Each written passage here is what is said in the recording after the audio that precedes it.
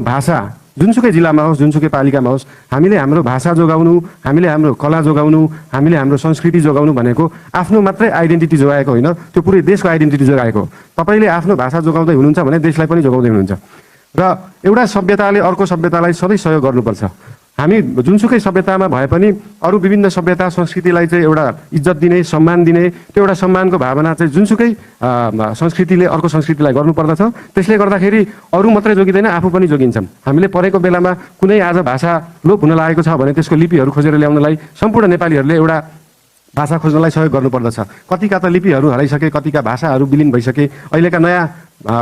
अहिलेका नयाँ युवा पुस्ता विद्यार्थीहरू भनौँ, उहाँहरूलाई आफ्नो थर जे भए पनि आफ्नो भाषा बिर्सिसकेको हुन्छ र आफ्नो जे थर हो त्यो हिसाबले भाषालाई पनि बिस्तारै प्रोटेक्ट गर्दै जाने, सिक्दै जाने, आफ्नो बुवाआमालाई सोधेर हुन्छ कि आफ्नो बाजे पुर्खालाई सोधेर हुन्छ कि त्यो सबैलाई जोगाउँदै गयो भने यो एउटा भाषा, एउटा साहित्य, एउटा कला, एउटा बाजा सबै जोगिँदै गयो भने सम्पूर्ण हाम्रो देश नै जोगिन्छ र देशको एउटा आइडेन्टिटी रहन्छ, देशको एउटा पहिचान रहन्छ, हाम्रो जिल्लाको पहिचान रहन्छ।